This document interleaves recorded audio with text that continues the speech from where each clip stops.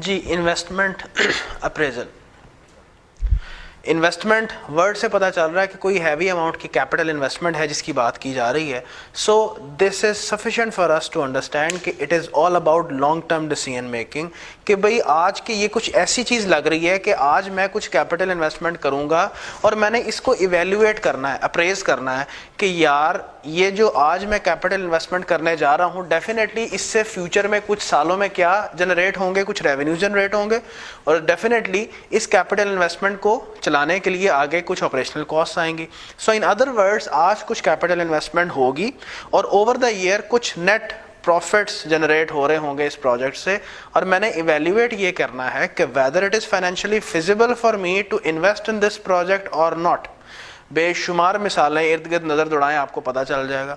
For example आपने petrol station खोलना है, इट इज़ अ प्रोजेक्ट। एक ऐसा ये पेट्रोल स्टेशन एक साल के लिए खोला जाता नहीं यार, एक बिजनेस है, एक प्रॉपर फुल फ्लेज प्रोजेक्ट है। और फिर इसमें क्या होता है, शुरू में खुद सोचिए कि आपको कैपिटल इन्वेस्टमेंट करनी पड़ती है, आपको पूरा सेटअप जनरेट करना पड़ता है जिसमें पूरा वो जो टी स्टाइल का स्ट्रक्चर होता है और उसमें आपने पेट्रोल के बूथ्स ओपन करने हैं, फिर साथ सर्विस स्टेशन, टक शॉप्स, आप जाते रहते हो, आपका अंदाज़ा है उसके इंफ्रास्ट्रक्चर में क्या क्या है। सो शुरू में सारी की सारी आपने कैपिटल इंफ्रास्ट्रक्चरल कॉस्ट बियर करनी है, नीचे टफ टाइल्स होंगी, सारे मामला था, टायर शॉप, सब चीज़ें हैं। So these are the capital investments such that फिर ईयर ऑन ईयर बेसिस पे आप क्या करोगे, पेट्रोल की परचेज और आगे उसकी sale. So in other words each year there will be the revenue generation that will be rupees that you will earn by selling the petrol.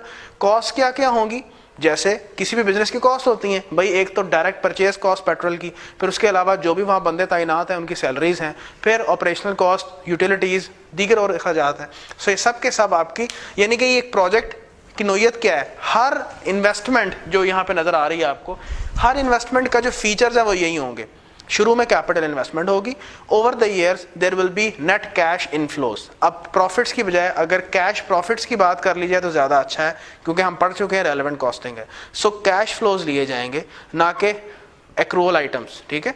सो होगा क्या, शुरू में कैपिटल इन्वेस्टमेंट होगी, in the future over the number of years there will be net cash inflows that will be generated from a project and our objective will be to evaluate financially whether it is feasible to invest in the project और not. So in other words बेशुमार business models हैं जो कि project की शक्ल रखते हैं, शुरू में capital investment, over the years there will be net cash flows. So हमारा ऑब्जेक्टिव इसमें क्या हुआ करेगा, अप्रेज करना। सो इससे पहले कि मैं थोड़ा सा आगे बढ़ूं और मैं आपसे बात करूं कि इन्वेस्टमेंट अप्रेजल करने के लिए किन टूल्स का इस्तेमाल किया जाएगा, मैं पहले ज़रा थोड़ा सा स्टेप से आपसे डिस्कस कर लेता हूं कि जब भी एक बिजनेस में इन्वेस्टमेंट अप्रेजल की जाती है तो किन स्टेप से गुजारा जाता है। बिजनेस जो है, कोई भी बिजनेस है, उसने कहीं पे भी कोई इन्वेस्टमेंट करनी है, उसकी अप्रेजल करने जा रहा है, तो वो कैसे उसको अप्रेज करता है, कैसे उसको इवेल्युएट करता है। सबसे पहला स्टेप वो ये लेता है कि यार सबसे पहले आइडेंटिफाई कर ली जाए कि इन्वेस्टमेंट ऑप्शंस हैं क्या क्या। मिसाल के तौर पे एक ऑर्गेनाइजेशन वो क्या चाह रही है, वो एक मशीन परचेज करना चाह रही है और इस मशीन का फ़ायदा क्या होगा, वो एक नया प्रोडक्ट इंट्रोड्यूस करने जा रही है मार्केट में, उस प्रोडक्ट की मैन्युफैक्चरिंग उस मशीन से होनी है, ठीक है। और जाहिर है ये प्रोडक्ट्स जो बनेंगे फिर मार्केट में बिकेंगे, उससे कंट्रीब्यूशन आएगा। So machine will be providing और that will be a source of revenue generation for me in the future, यानी इस मशीन से फ्यूचर नेट कैश इनफ्लोज हमारी तरफ फ्लो करेंगे, ठीक हो गया। सो सबसे पहले आइडेंटिफाई कर लें इन्वेस्टमेंट ऑप्शंस। भाई ये मशीनरी है, लोकली परचेज हो सकती है, वन ऑप्शन, चाइना से इंपोर्ट हो सकती है, सेकंड ऑप्शन, मलेशिया से या जर्मनी से इंपोर्ट हो सकती है, थर्ड ऑप्शन है, ठीक है जी। ये तीन ऑप्शन मेरे पास आ गए। So once I have enlisted the options, the next step for me will be कि मैं हर इन्वेस्टमेंट ऑप्शन के साथ कैश फ्लोज फोरकास्ट कर लूँ। ये एक सबसे बड़ा चैलेंज होता है प्रैक्टिकली, जब आपने किसी भी इन्वेस्टमेंट की अप्रेजल करनी होती है ना, यहाँ पे तो मसला ही कोई नहीं होगा, आपको बनी बनाई चीज़ें मिलेंगी। आपको वो बता देगा कि यार पहले साल में ये जो तुम इन्वेस्टमेंट करने के बाद चीज़ें बेचोगे ना, इस रेट पे बेचोगे, दूसरे साल में इस रेट पे बेचोगे, पहले साल में मटेरियल की कॉस्ट ये होगी, पहले साल में लेबर की कॉस्ट ये होगी, अगले साल में ये होगा, ये तुम्हें सब मिलेगा। प्रैक्टिकली सबसे बड़ा चैलेंजिंग स्टेप ये सेकंड होता है कि जिसमें आपने फोरकास्टिंग करनी होती है। खुद सोचें, ये पूरी की पूरी इन्वेस्टमेंट अप्रेजल सब फोरकास्टिंग है, कुछ भी अभी आपके हाथ में नहीं है, nothing is there on ground, सब कुछ पेपर पे चल रहा है। आपने फोरकास्ट ही तो करना है कि भाई ये मशीन जो तुम जिसमें कैपिटल इन्वेस्टमेंट करने जा रहे हो, पहले साल इससे इतने यूनिट्स बेच पाओगे, दूसरे साल इतने बेच पाओगे, so on and so fourth. अभी तो कुछ भी ऑन ग्राउंड नहीं है, अभी तो आपने खरीदा तक नहीं है। So everything is forecast based. So this is the biggest challenge जो कि सेकंड स्टेप है कि यार कैश फ्लोज ज़रा एस्टिमेट कर लिए जाएं फॉर ईच ईयर. और कैश फ्लोज में और इन आइटम्स में ये बेसिकली जिसकी मैं बात कर रहा हूँ ये क्या है, ये सब की सब अजम्पशंस हैं and assumptions have to be reasonable. ठीक है. और इनमें कैश फ्लोज में क्या क्या होगा कि भाई मटेरियल कॉस्ट पहले साल में क्या होगी, लेबर कॉस्ट पहले साल में क्या होगी, वेरिएबल ओवरहेड्स पहले साल में क्या होंगे, फिक्स्ड ओवरहेड्स कितने होंगे जो स्पेसिफिकली एट्रीब्यूटेबल हैं, और फिर सेल रेवेन्यू कितना होगा, यूनिट्स कितने में बेच रहा होगा, किन किन प्राइसेस पे बेच रहा होगा. These are all the cash flows और हर साल के. सो ये एस्टिमेट कर लें. So once you have done that फिर आप थर्ड स्टेप पे आए और थर्ड स्टेप पे आपने फिर फाइनली सिलेक्शन की या प्रायोरिटाइजेशन करनी है इन प्रोजेक्ट्स की. किन बेसिस पे? 3 बेसिस पे. ठीक है. ये सारे पॉइंट्स लिखे हुए हैं यहाँ पे. The book in the book there is the list of these steps. So cash flows estimate हो गए. थर्ड स्टेप में हम ये करते हैं कि प्रायोरिटाइजेशन कर लेते हैं प्रोजेक्ट्स की. किन बेसिस पे? सबसे पहले हम स्ट्रेटेजिक अलाइनमेंट देखते हैं. यार ये जो प्रोजेक्ट है, मैं मिसाल के तौर पे कहता हूँ कि 3 प्रोजेक्ट्स हैं, क्या ये मेरी ऑर्गेनाइजेशन की एक जो स्ट्रेटजी होती है, जो एक विजन होता है, उसके साथ अलाइंड भी है ये प्रोजेक्ट या नहीं है. फॉर एग्जांपल एक ऑर्गेनाइजेशन है और वो basically bakery and confectionery business में है, मिठाई और ये इसमें, उसको एक प्रोजेक्ट नज़र आता है मोटरसाइकिल्स का. वो कहे कि भाई मैं अपने आपको देखता हूँ इन द फ्यूचर कि I will be one of the leading bakery entities इन पाकिस्तान और इन लाहौर. तो तुम मुझे कहाँ लेके जा रहे हो, मेरे साथ अलाइंड ही नहीं है. हाँ, अनलेस आप गवर्नमेंट के ओनर ना हो. वो तो हर जगह घुस जाता है ना जहाँ उसको जगह मिलती है. लेकिन नॉर्मली एक नॉर्मल सिचुएशन की बात कर रहा हूँ. आमतौर पे ऑर्गेनाइजेशन स्ट्रेटेजिकली अलाइंड होती हैं कि यार हम अपने आप को यहाँ पे फ्यूचर में ग्रो करता देख रही हैं. सो स्ट्रेटेजिक अलाइनमेंट भी देखी जाती है. फिर सेकेंडली रिसोर्स अवेलेबिलिटी भी देखते हैं. भाई एक प्रोजेक्ट है, वाकई कोई शक नहीं है कि अगर इसमें इन्वेस्टमेंट कर दी जाए बड़ा ही फाइनेंशियली वायबल है, लेकिन इतने रिसोर्सेज ही अवेलेबल नहीं हो.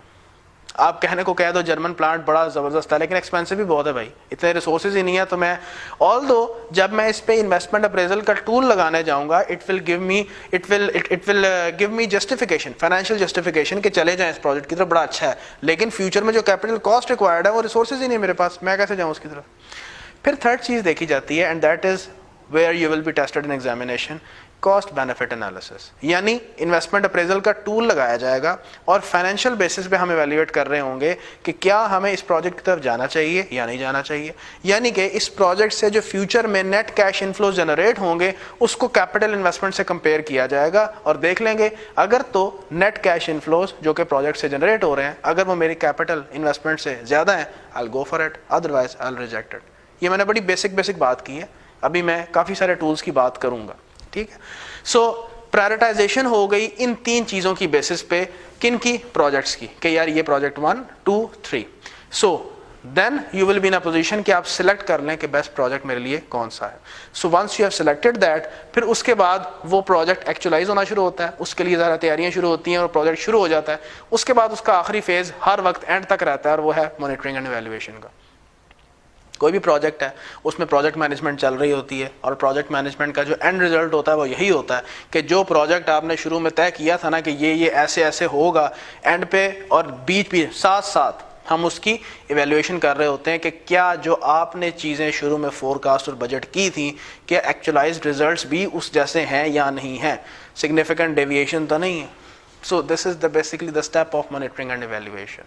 So ये जो मैंने 5 steps आपको बताए हैं, इन पूरे के पूरे steps में से थर्ड के अंदर जो सब थर्ड पार्ट है ना वो आपके लिए रेलेवेंट है कि आपने इन्वेस्टमेंट अप्रेजल टूल लगाना होगा. आपको कैश फ्लोज मिले हुए होंगे, ज़ाहिर है ऐसे भी नहीं मिले होंगे जैसे मैं आपको बता रहा हूँ, आपको कैलकुलेट करवाए जाएंगे और वो एक आसान तरीका बहुत आसान नहीं होगा. ठीक है. मैं ये भी नहीं कह सकता कि नामुमकिन है, लेकिन it is one of the challenging areas of business finance decisions, BFD आखिर. ठीक है ना जी. तो लेकिन फोरकास्ट करना आपकी रिस्पॉन्सिबिलिटी नहीं होगी. ठीक है. आपको दिया नहीं होगा तो कैलकुलेट करवा लेगा कि यूनिट्स कैसे निकलने हैं. अगर प्राइसेस नहीं गिवन तो प्राइसेस कैलकुलेट करवा लेगा, लेकिन खुद से एज्यूम करने वाला काम वो आप पे नहीं छोड़ेगा, लेकिन प्रैक्टिकली एज्यूम करना होता है. बड़ी बड़ी लंबी चौड़ी एजम्पशंस लेनी पड़ती हैं कि भाई आप कैसे कह सकते हो पहले साल इतनी प्राइस का बेच लोगे. कंपैरेटिव एनालिसिस करना पड़ता है, 100 चीज़ें देखनी पड़ती हैं in order to finally lock कि what will be the price that at which you will be selling your product in the first year. ठीक है. 100 और चीज़ें भी होती हैं.